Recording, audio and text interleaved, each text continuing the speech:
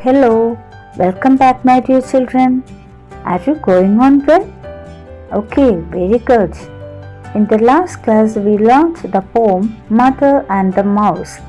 Am I right? Okay, listen here. I will ask some questions to check whether you understood the previous portion or not. Okay, are you ready? Here is a question. First question. How does the boy describe his mother's courage? Who will say the answer? Yes, very good.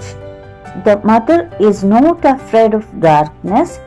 She doesn't fear even thunder and lightning. Okay, let's move on to the second question. What made the mother perch up high on the kitchen sink? Who will say the answer first? Yes, very good. The mother was so scared that she perched up high on the kitchen sink. Okay? Listen to the third question. Some kitchen appliances are mentioned in the poem. What are they? Who will say the answer? Yes, very good. Oven and pressure cooker. Okay, then let's go to the next question. What was the mother scared of? Yes, very good. The mother was scared of a little mouse. Very good. Okay, my dears. All of you answered it very well. Okay, let's begin today's section. I will recite the 7th stanza from the page number 181. You listen carefully. I picked a broom and shot at it. I chased it to the hall.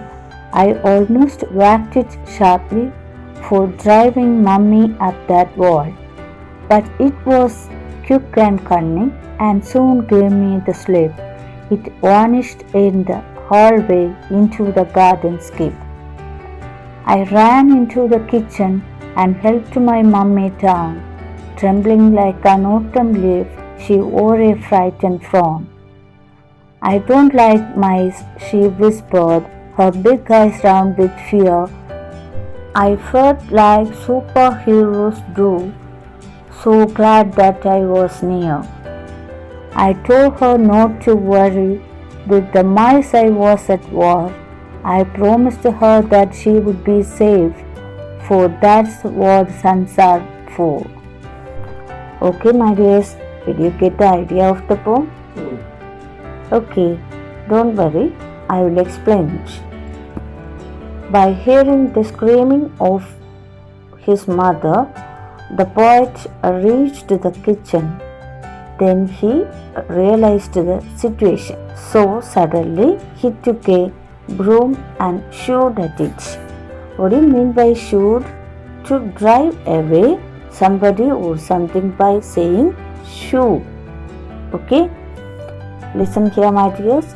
We are also using the shoo sound to drive away some birds and other creatures. Okay, and then he chased it to the hall. He almost hacked. Hack means to hit something or someone by force. When the poet hit it with his all strength, then it ran to the garden because it was very quick and cunning, and it vanished. What do you mean by vanish? Vanish means disappear. It disappeared into a garden skip. Here, skip is used as noun. Skip is a large metal container into which people put waste materials. Okay, my dears, let's move on to the next stanza. Listen here. Then the poet ran to the kitchen to help mother climb down.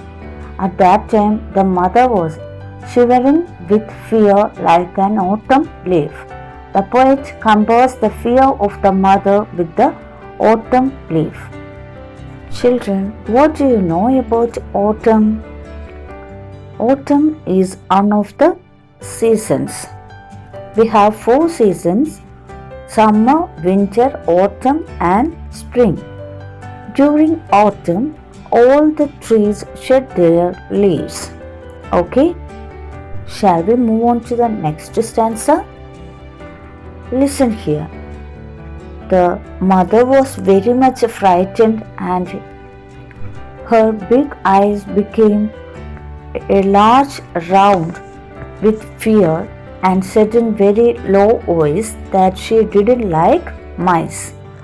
Mice is the plural form of mouse. At that time, the poet felt that he was a superhero and was glad of the fact that she was around to save her in that situation. Okay, my dears, let's listen to the explanation of the last stanza. Having realized the mother's fear and weakness, the poet promised her that mother wouldn't need to worry about the mice. Being her child, he would protect and keep her safe from these creatures. Okay, my dears, have you ever got a chance to save your mother like this? Oh, it's okay. If you get a chance, you also should be very courageous. Okay, my dears, did you enjoy the poem? Hope you enjoyed the poem very well. It's a funny poem, isn't it? Okay, my dears, that's all for today. Let's wind up today's class and meet in the next class. Children, take care and stay safe. Thank you, dears.